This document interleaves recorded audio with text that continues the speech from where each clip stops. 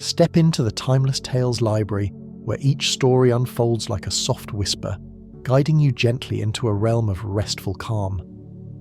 I'm Theodore, your host, and tonight I'll weave a tranquil tale to quiet your thoughts and lull you towards slumber. The Timeless Tales library thrives thanks to the support of listeners like you. If these stories bring you peace, please subscribe to help us keep crafting these serene escapes. As you cozy up, drop a comment below to share where you're tuning in from tonight, and tell us a destination you'd love a story to transport you to. Perhaps Prague, Kauai, the Andes, or Yosemite. Your dreams light the way for our little library's glow. This story is about a stormy November evening when weary travellers from beloved tales find their way to a hidden bakery glowing with warmth and the promise of pumpkin bread. One by one, they arrive seeking shelter from the cold rain and discover something more precious than they expected. A place where stories are shared, hearts are warmed, and the simple magic of gratitude fills every corner with golden light. Now close your eyes and breathe deeply. You're entering a special section of the Timeless Tales library where the books are not made of paper, but of soft, glowing clouds. This is a place for stories of gentle journeys and floating dreams. Each tale is woven from starlight and moonlight, full of tranquil characters and calming landscapes. Feel your body settle into the cloud-like comfort of your bed, your own personal nook in this gentle expanse. Release any tension in your legs, arms, and neck. Let the soft, feathery texture of your blankets and mattress wrap around you. The cloud weavers of the library are here to guide you to a restful sleep. The words of the story are carried on a gentle breeze, a whisper that soothes your mind and body. Let yourself drift with them. The Coziest rainy pumpkin bread cottage bakery. An autumn bedtime story. The rain had been falling since late afternoon, one of those soft November storms that seems to whisper rather than shout, its voice a constant gentle patter against windows and rooftops. The sky had turned the colour of pewter and lavender, that particular autumn twilight shade that makes every light glow warmer by contrast. And there, at the corner where Maple Street curves into a quiet lane most people never quite notice, the rainy day pumpkin bread cottage bakery stood with all its windows glowing honey gold against the deepening evening. The bakery itself was small, just the right size to feel like a secret, with a rounded door painted deep forest green and windows that steamed slightly from the warmth within. Ivy climbed the stone walls and a hand-painted sign swung gently in the rain, creaking ever so softly on its iron hook. The scent that drifted from the bakery was enough to make anyone pause, even in the rain.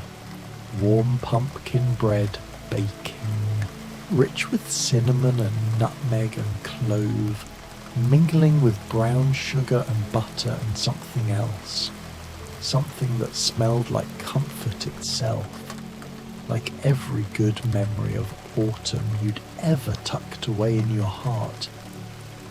Inside, the bakery was even more welcoming than its exterior promised.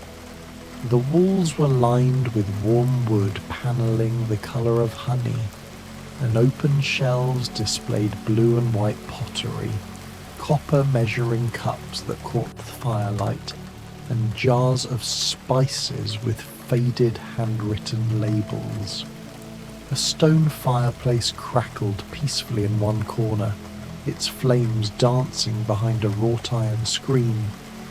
The hearth was surrounded by an assortment of mismatched armchairs, some covered in faded floral fabric, others in worn velvet the colour of autumn leaves, all arranged in a loose circle that invited conversation.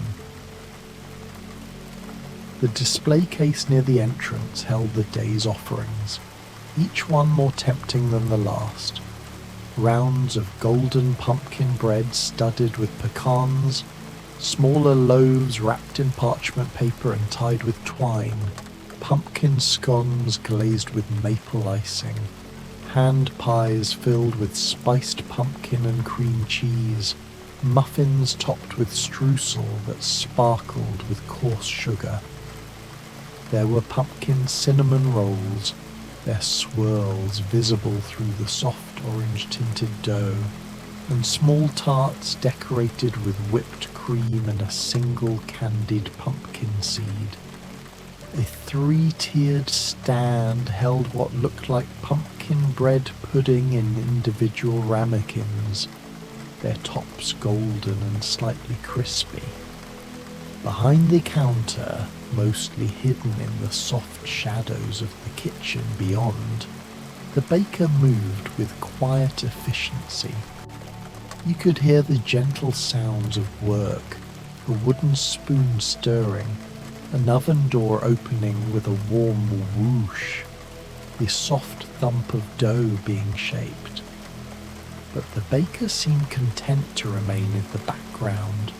A presence felt more than seen. Someone who understood that sometimes the greatest kindness is simply providing warmth and sustenance without asking for anything in return. The first to arrive, just as the rain began to fall harder, was Jo March. She pushed open the green door with some effort against the wind, and immediately a gust of rain-scented air swept in with her, along with several wet leaves that skittered across the wooden floor. Jo stood in the doorway for a moment, breathless and laughing at herself, her dark hair escaping from its pins and dripping water down the collar of her somewhat worn coat. She carried a leather satchel over one shoulder, bulging with papers and at least 2 books. "Whoa!" she exclaimed, taking in the warmth and light of the bakery. "Oh, how perfectly splendid!" She closed the door firmly behind her and immediately began to unwind her damp scarf. Her cheeks were pink from the cold, and her eyes, those bright, intelligent eyes that always seemed to be observing everything for a story, swept across the room with undisguised delight. "I've been walking for hours," she said, apparently to the air, though she glanced toward the kitchen area where the baker was working. "I was trying to think through the ending of my story, and I just kept walking and walking. Then the rain started, and I thought I'd gotten myself quite lost until I saw your lights. What luck! Or perhaps something better than luck." She approached the display case slowly, drawn by the scent of pumpkin and spice. "Is that... oh my! Is that pumpkin bread? We used to make pumpkin bread at home, all of us girls together in the kitchen. Mommy would let us take turns stirring, and the whole house would smell just like this, like happiness and home and..." She trailed off, her eyes suddenly bright with more than just enthusiasm. The baker emerged slightly from the kitchen, a figure in a flour-dusted apron, and gestured toward the armchairs by the fire. A moment later, Jo was settled in a chair near the hearth, her wet coat draped over a nearby hook to dry, steam rising gently from the fabric. The baker brought her a thick slice of pumpkin bread, still warm, with butter melting into its tender crumb, and a cup of tea that smelled of chamomile and honey. Jo accepted it with such gratitude that for a moment she couldn't speak. She who always had words for everything. "Thank you," she finally managed. "Thank you so very much." She took a bite of the pumpkin bread and closed her eyes, and for the first time in hours, perhaps days, the furrow between her brows smoothed away. The bread was perfect, dense but not heavy, sweet but not cloying, with the warmth of spices that seemed to spread from her tongue all the way to her fingertips and toes. Outside, the rain continued its gentle percussion, but inside, Joe March was warm and safe, and tasting something that reminded her of every good thing about autumn, every good thing about home. She was just pulling out her papers, thinking she might finally capture that elusive ending to her story, when the door opened again. This time, it was a young woman with bright red hair that even the rain couldn't quite dim, though it hung in damp waves round her face. She had grey eyes that seemed to see something wonderful in everything, and freckles scattered across her nose and cheeks like cinnamon sprinkled on cream. She wore a somewhat old-fashioned green coat and carried a small carpet bag that looked as if it had travelled many miles. "Oh," she breathed, stopping just inside the door. "Oh, my stars and garters, but this is the most romantic place I've ever seen." Joe looked up from her papers and smiled immediately. There was something about this newcomer that felt like kindred spirits recognizing each other across a crowded room. "Romantic?" Joe repeated. "Yes, I suppose it is. Or cozy at the very least. Come in properly, won't you? You're letting in the weather." The young woman, Anne Shirley, who had travelled from Prince Edward Island and had a head full of dreams and a heart full of yearning for beauty in all things, closed the door and immediately began to speak, as was her nature. "I was caught in the rain. I'd been walking because I wanted to see what autumn looked like in this part of the world, and I rather lost track of time thinking about a poem I'm working on, and then the rain started and I didn't mind at first, because I think there's something so beautiful about rain, especially in November when it's cold but not quite winter yet. And then I saw the light from this bakery and I thought, oh, that's exactly the sort of place Anne Shirley with an E needs to find right now." She said all this without seeming to take a breath, and Joe found herself grinning. "I'm Joe March," Joe said, "and I think we're going to get along famously. That's pumpkin bread you're smelling, and I can attest that it's as delicious as it smells." Anne's eyes went wide. "Pumpkin bread? Oh, how absolutely perfect for a rainy November evening. I've always thought pumpkin was such a noble vegetable, the way it stores all the sunshine from summer and then shares it with us when the days grow short. There's something poetic about that, don't you think?" The baker appeared again, and without a word prepared a place for Anne at the fireside. This time, alongside the pumpkin bread came a pumpkin scone drizzled with maple glaze, and a cup of something that steamed gently and smelled of apples and cinnamon. Anne settled into the chair across from Joe, tucking her feet under her and cradling the warm cup in both hands. "This is exactly the sort of place I've always imagined," she said more quietly now, almost reverently. "A place where travellers can come in from the storm and find warmth and kindness and good things to eat. A place where it feels like all your best dreams might come true, even the small ones. Small dreams? Joe asked, intrigued. Like being warm when you're cold, Anne said simply. Or finding beauty when you're lonely, or tasting something that reminds you of home when you're far away. Those aren't small dreams at all, really. They're quite enormous when you need them. Joe nodded slowly, understanding. Outside, the rain intensified, drumming now against the windows with more insistence, and both young women seemed to settle more deeply into their chairs, into the warmth, into the unexpected comfort of new friendship. They had just begun to talk, Joe about her writing, Anne about her poetry, when there came a peculiar sound at the door. Not quite a knock, but a gentle tapping, metallic and careful. Joe and Anne exchanged glances, and Joe rose to open the door.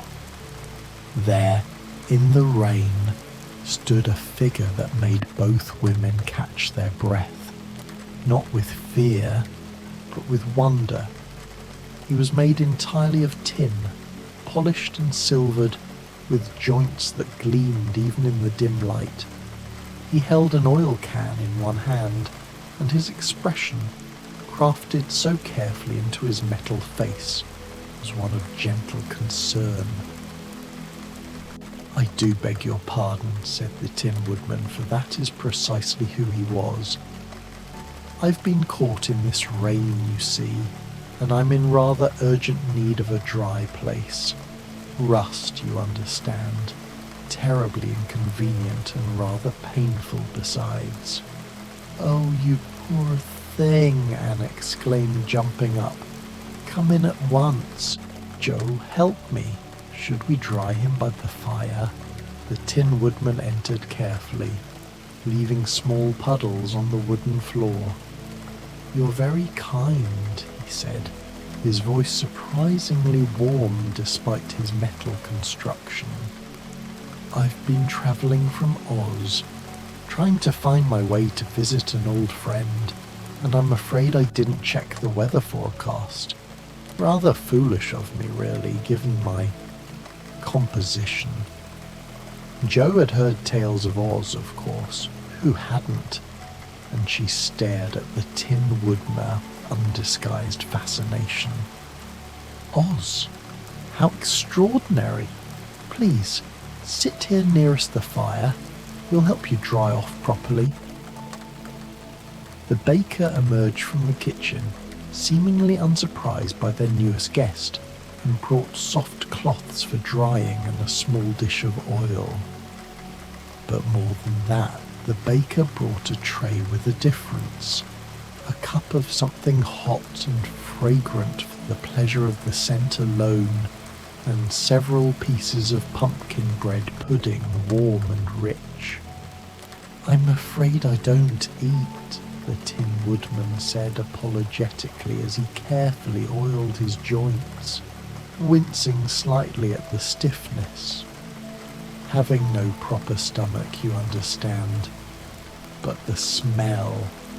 Oh, the smell is wonderful. Back in Oz, in my cottage in the forest, I used to bake bread even though I couldn't eat it. I did it for the others, and for the way it made my cottage feel like a home. Pumpkin bread was always my favourite to bake. The smell of it reminded me of having a heart." Anne's eyes filled with tears. "But you do have a heart," she said softly. "Anyone can tell just by looking at you." The Tin Woodman's metal face somehow managed to look both pleased and melancholy. "The wizard gave me a heart years ago, and it's quite a good one, full of kindness and love and all the proper emotions. But sometimes I worry it's too tender. I feel things so deeply, you see. Every bit of suffering, every cruelty, every sadness. That's why I travel now, trying to bring comfort where I can, trying to help. But tonight, I just wanted to be somewhere warm and safe. Joe, who had been listening intently, reached over and gently touched his tin hand. Then you've come to the right place. The four of them, Joe, Anne, the Tin Woodman and the barely visible baker, settled into a comfortable arrangement by the fire. The rain outside had become a steady presence, neither threatening nor relenting, just there, a constant companion to the evening. Anne insisted on holding the pumpkin bread pudding up to the Tin Woodman's face so he could at least enjoy the aroma, and he thanked her with such genuine gratitude that it made her smile through her tears. They talked quietly, sharing stories of their travels and their homes. Jo spoke of her sisters and her writing and her constant struggle to be good, while also being herself. Anne talked of Green Gables and Marilla and Diana, her bosom friend, and the beauty of Prince Edward Island in every season. The Tin Woodman told tales of Oz, of Dorothy and the Scarecrow, and the Cowardly Lion, of adventures and magic, and the long journey to understand what it means to have a heart. I think, Anne said thoughtfully, that Thanksgiving must be especially meaningful for you. Being grateful for your heart, I mean. The Tin Woodman nodded slowly, his joints moving more smoothly now that they'd been properly oiled and dried. Yes, though I've learned that every day should be Thanksgiving, really. Every moment we have to feel something, to care about someone, to be touched by beauty or moved by kindness. Those are all reasons to be thankful. It was during this conversation that the door opened once more, this time admitting a small figure who shook herself like a puppy, sending raindrops flying. She was a child, or nearly so, with cheeks like apples and bright dancing eyes. She wore a simple dress under a woolen cloak, and her hair hung in two thick braids down her back. "Grüß Gott," she called out cheerfully, then seeing their surprised faces switch to English. "Good evening. Oh, what a storm. How wonderful to find such a cozy place." "Another traveller," Anne exclaimed. "Come in, dear. Come by the fire." The child, Heidi, who had come down from her grandfather's mountain in Switzerland to see something of the world, looked around the bakery with sheer delight. "It smells like my grandfather's cottage when the cheese is toasting, and like Clara's house in Frankfurt when they were baking for Christmas, and like the mountain pastures in autumn all at once," she explained as she settled onto a cushion near the hearth, for she was used to sitting on the ground and found chairs unnecessarily formal. That she'd been travelling to visit friends but had gotten caught in the unexpected storm. "But I'm not worried," she said confidently.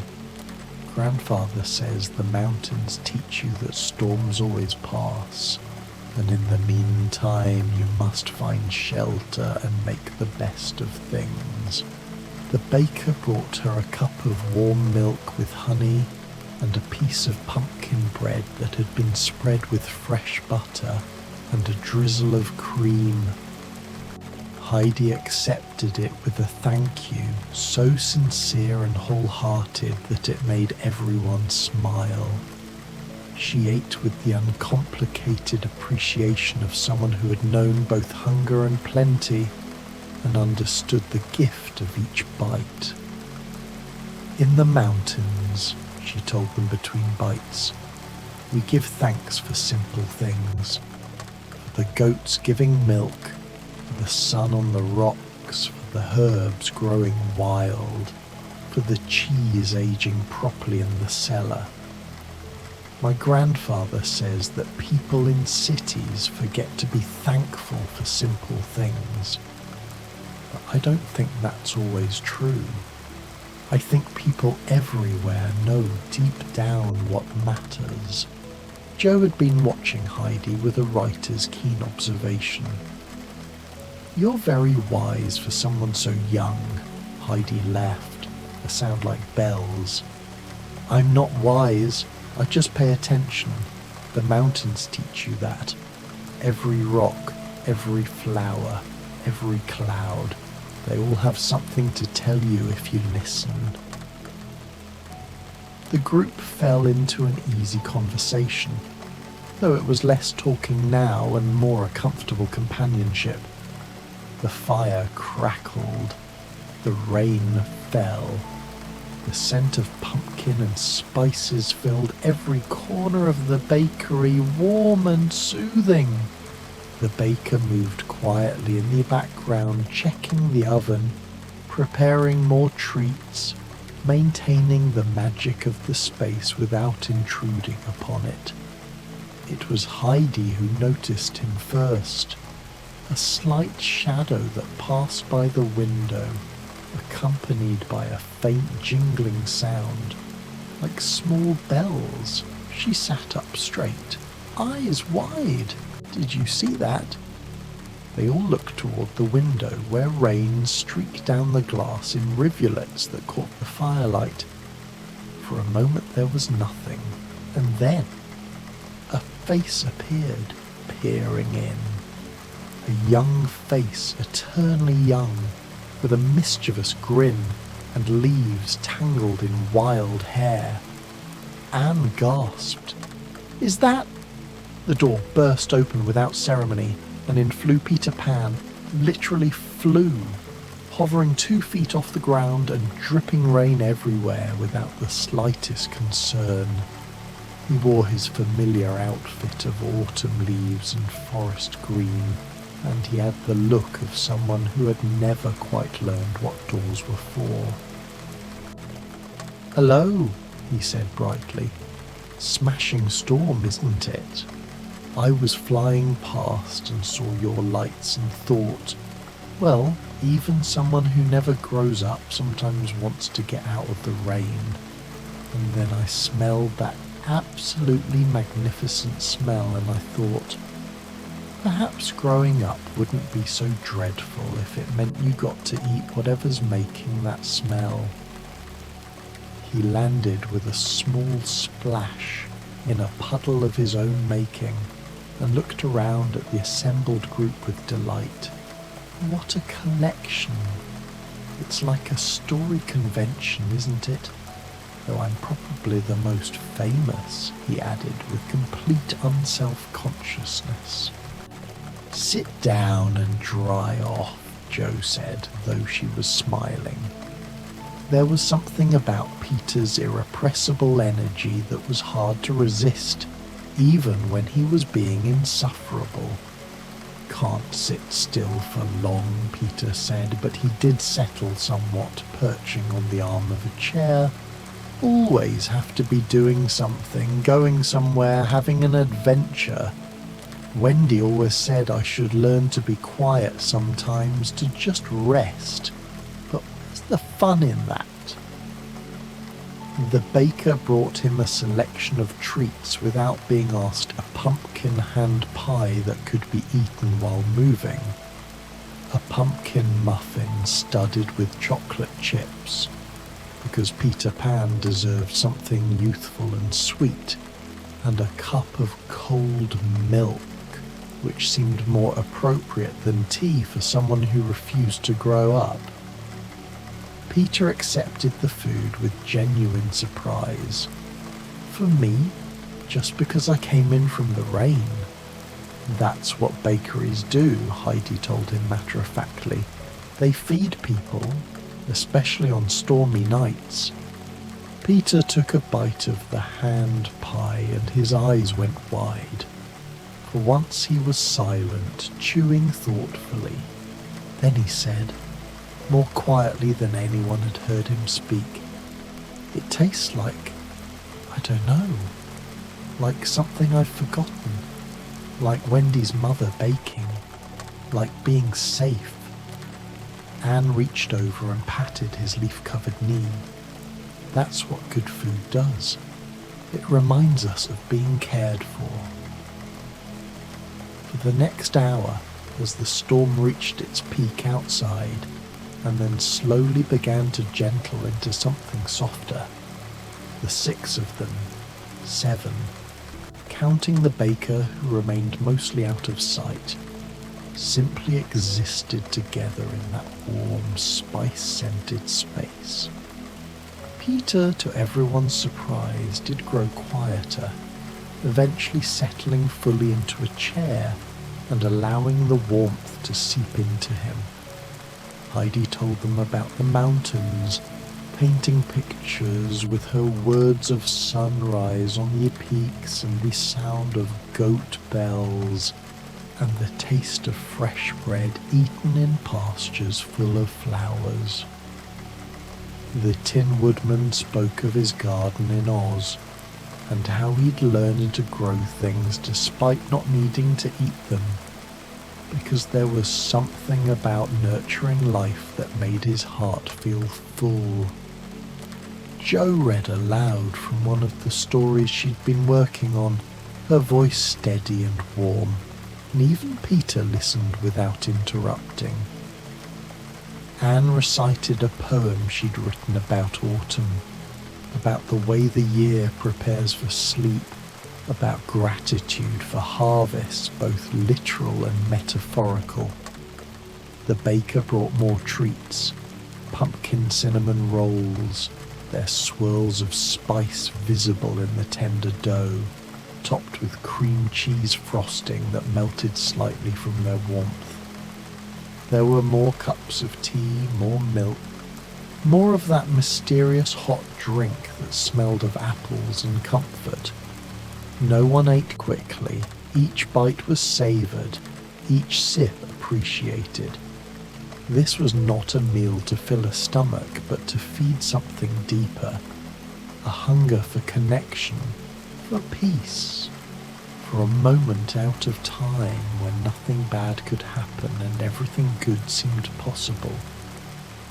"You know what I'm thankful for?" Peter said suddenly. He'd been so quiet for so long that his voice startled them. "I'm thankful for this, right now, because in Neverland, everything's always an adventure, always exciting, always moving. But sometimes..." He paused, struggling to articulate something he'd perhaps never put into words before. "Sometimes exciting is exhausting. Sometimes you just want to sit by a fire and eat warm bread and not have to fight pirates or outwit crocodiles or prove you're brave. Sometimes you just want to rest," the Tin Woodman said gently, understanding perfectly. "Yes," Peter said, relief flooding his face. "Yes, exactly that." Jo set down her teacup carefully. "I'm thankful that I can be myself here. Not the Jo who has to be responsible or good or proper, just Jo. The one who loves stories and gets excited about ideas and sometimes says the wrong thing." "I'm thankful for beauty," Anne said softly. "For places like this that feel like they've been made by someone who understands that humans need more than just food and shelter. We need warmth and kindness and things that smell good and look lovely and make us feel, deep in our hearts, that the world is better than we sometimes think it is." Heidi smiled her bright, untroubled smile. "I'm thankful for simple things, for milk and bread and butter, for warm fires and dry clothes, for strangers who become friends. My grandfather says these are the real riches, and I think he's right. The Tin Woodman placed one metal hand over the spot where his heart resided, that precious heart the wizard had given him so long ago.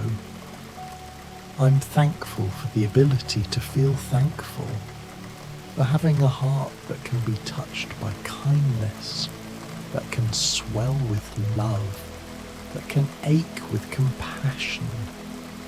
Even when it hurts, I'm grateful for it. They all looked at the baker then, that mysterious figure who had provided everything they needed without asking for anything in return.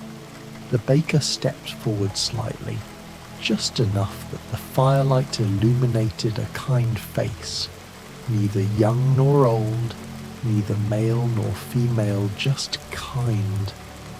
I'm thankful, the baker said in a voice like warm honey, for travellers who find their way here, for the opportunity to provide comfort, for storms that drive people to seek shelter because that's when they often find more than they were looking for.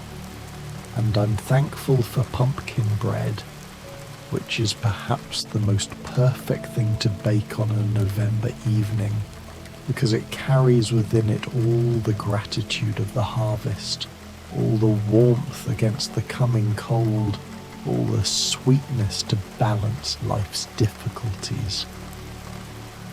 There was a moment of profound silence, broken only by the soft crackling of the fire and the now gentle sound of rain against the windows.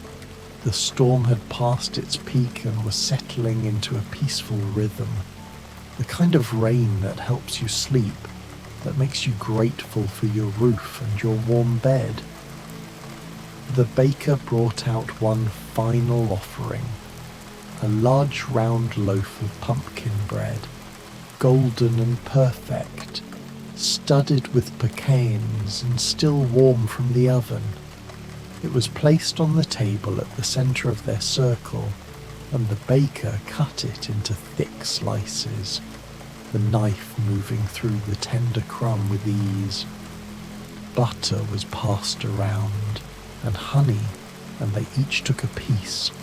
A toast, Jo said, raising her slice of pumpkin bread. To rainy nights and warm bakeries. To kindness from strangers, Anne added. To hearts that feel, said the Tin Woodman. To simple joys, Heidi contributed. To rest after adventures, Peter said. To gratitude, the baker concluded. They ate in companionable silence, that final piece of pumpkin bread tasting somehow better than all that had come before, concentrated with meaning, rich with connection. Outside, the rain had softened to barely more than a mist, and through the bakery windows they could see the clouds beginning to break apart, revealing here and there a star, bright and cold and eternal. One by one, they began to settle more deeply into their chairs, the warmth and food and long conversation combining to create that perfect drowsiness that comes at the end of a satisfying evening. Peter curled up like a cat in his chair, finally still. Heidi leaned against Anne's side, her eyes drifting closed. The Tin Woodman sat with his hands folded over his heart, a peaceful expression on his metal face. Jo set aside her papers, her story finally complete in her mind, ready to be written in the morning. Anne stroked Heidi's hair absently, a small smile playing on her lips. The fire burned low and steady, no longer crackling but glowing with deep, lasting warmth. The scent of pumpkin and spice had mellowed into something even more comforting, less insistent, just a gentle reminder of good things baked and shared. The baker moved about quietly, dimming a lamp here, adding a log to the fire there, covering drowsing guests with soft blankets that appeared from somewhere, the same colour as autumn twilight.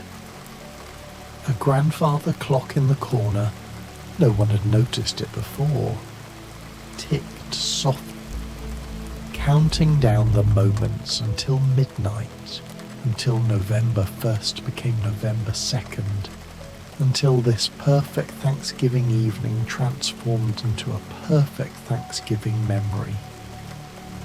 Outside, the last of the rain stopped, leaving only the sound of water dripping from leaves and eaves, a peaceful punctuation to the storm story. The street beyond the bakery's windows was empty and glistening, the lamplight reflecting in puddles like fallen stars. Somewhere in the distance, a church bell chimed the hour, soft and melodious, marking time without urgency. Inside the rainy day pumpkin bread cottage bakery, 6 travellers from different stories, different worlds, different times had found exactly what they needed: warmth, food, friendship, and most of all, a moment of peace in which to remember all the things worth being grateful for. The baker stood in the kitchen doorway watching over them with quiet satisfaction, knowing that this was what the bakery was for, not just to feed bodies but to nourish souls, not just to provide shelter from storms but to remind weary travellers that kindness still exists, that comfort is always possible, that even in the darkest, rainiest nights, there are places where light glows warm and welcoming, where the door is always open, where you are always, always welcome.